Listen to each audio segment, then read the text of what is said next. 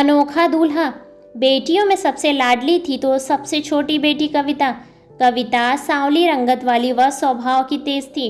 उसकी पढ़ने में अधिक रुचि न थी, इसलिए उसने इंटर तक ही पढ़ाई की थी, पर वह दिमाग की बहुत तेज थी।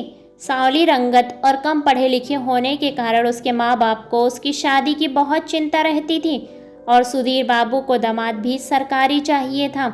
जो भी कविता को देखने आता उसकी सांवली रंगत और कम पढ़े लिखे होने की वजह से उसे नापसंद कर देता। एक दिन व्यापार के सिलसिले में सुधीर बाबू की मुलाकात राजेश जी से हुई। उनका एक ही बेटा था, रोहन, वह भी सरकारी मास्टर। राजेश और उसकी पत्नी शांति दोनों लालची प्रवृत्ति के थे। बातों ही बातों में सुधीर जी ने राजेश से अपनी बेटी की शादी की बात कही। राजेश जी ने सुधीर के धन के किस्से सुने ही थे, बस फिर क्या था, बिल्ली के भाग से छीका फूटा। एक हफ्ते बाद राजेश बाबू अपने बेटे और शांति को लेकर सुधीर जी के घर पहुंचे। लड़की तो उन्हें कुछ खास पसंद न थी, फिर भी आई लक्ष्मी को वह अपने हाथ से जाने नहीं देना चाहते थे। यह मेरी आखिरी बेटी है, ब्याह में तो बस इसी पैसे से तौल दूंगा, सुधीर बाबू ने बातों ही बातों में कहा। बस फिर क्या था, शादी तो पक्की होनी ही थी। रोहन का भी अपना कोई विचार न था, जो उसके माँ बाप कहते वह उसे मान लेता। घर पहुँचते ही शांति देवी ने पंडित जी को मुहूर्त निकलवाने के लिए बुलाया और कुंडली भी मिलवाई। पर यह क्या, लड़की की कुंडली में तो दोष था, वह मांगलिक थी। अब तो शांति देवी और राजेश जी के अरमानों पर घड़ों पानी फिर गया। आती हुई लक्ष्मी उन्हें जाते हुए दिखाई देने लगी। पंडित जी, कुछ तो उपाय होगा। राजेश जी पंडित जी को दक्षिणा देते हुए पूछने लगे। हाँ हाँ, क्यों नहीं, अभी बताता हूँ, पंडित जी ने दक्षिणा जेब में रखते हुए जवाब दिया। अगर लड़की का विवाह लड़के से पहले किसी कुत्ते से करा दिया जाए तो सारा दोष खत्म हो जाएगा। जो भी आँच आएगी उस कुत्ते पर आएगी। बस फिर क्या था, शांति देवी ने उपाय सुनते ही सारा हाल कविता की माँ से कह दिया। कुत्ते से शादी? कविता की माँ और कविता दोनों इस बात के लिए तैयार न थे।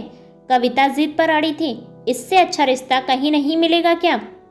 सुधीर बाबू के सरकारी दामाद के सपने के आगे कविता और उसकी माँ की एक न चली और वह दिन आ गया जब कविता को दुल्हन की तरह सजाया गया। कविता मन ही मन में बहुत दुखी थी। राजेश बाबू और शांति देवी अपने घर से कुत्ते की बारात लेकर कविता के यहाँ पहुँचे। कविता राजेश बाबू के लालच को भाप चुकी थी। उसने उन्हें सबक सिखाने की ठानी। कुत्ते को कविता के बगल में बिठाया गया और पंडित जी मंत्र उच्चारण करने लगे। शांति देवी कुत्ते का हाथ पकड़ के सारे कर्मकांड करवा रही थी। विवाह संपन्न हुआ। खड़े होकर बड़ों का आशीर्वाद ले लो। जैसे ही पंडित जी ने यह कहा, कविता उठ खड़ी हुई, तपाक से बोली, अब मेरा पति यही कुत्ता है, अब मैं किसी और से विवाह नहीं कर सकती। शांति देवी और राजेश बाबू अवाक रह गए। सुधीर बाबू भी हैरान थे। मैं ऐसे घर में शादी नहीं कर सकती जो दहेज के लालच में कुछ भी कर सकते हैं।